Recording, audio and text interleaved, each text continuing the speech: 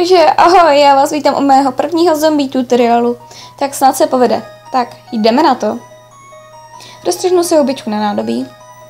A mám tu dva druhy latex, velký a malý, já použiju ten velký. Je ve všech ohledech lepší. Potom kapesníčky. Začnu latex houbičkou nanášet na obličej. Latex velice smrdí, to můžete vidět na mých očích. Potom tam dám kapesníčky, roztrhané.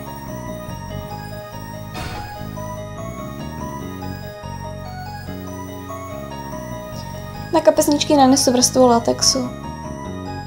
Nanáším to houbičkou a ne štětcem, protože štětec bych pak musela vyhodit. Poté to dám i na rty a později i na nos. Celé to vždy pořádně zalatexuji.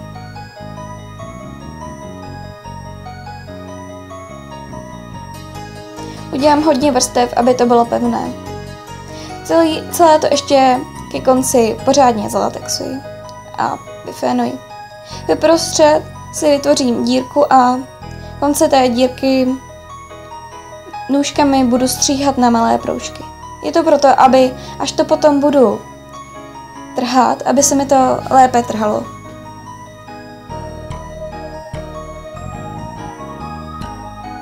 Velice opatrně a pomalu trhám.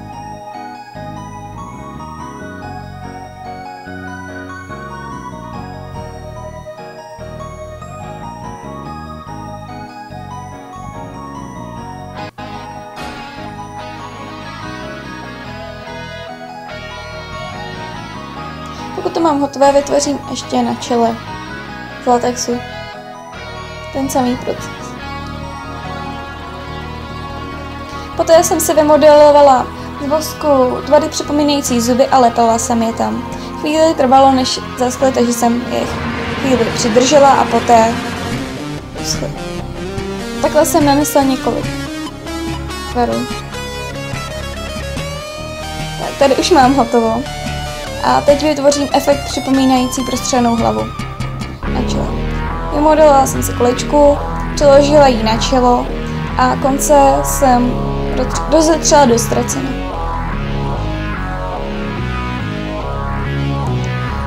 Poté jsem ještě vytvořila dírku. Celé jsem to zamake-upovala.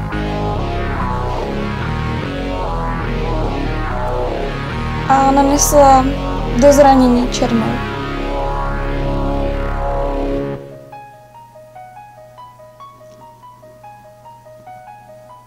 Ještě kolem očí jsem to začernila.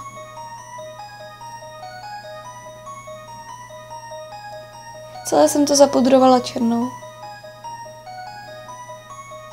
A pomalu začnu nanášet falešnou krev. Do zranění a okolo. To je ještě kolem zubů a na konci kůže.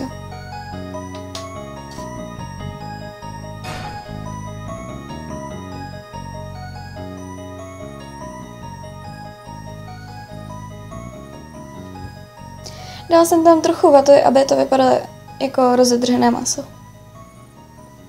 Zuby jsem ještě potom zabílela, aby vynikaly. To samé jsem vytvořila ještě okolí krku. Nasadila jsem čočky, vlasy jsem naolejovala, nasadila jsem staré oblečení a můžu jít strašit.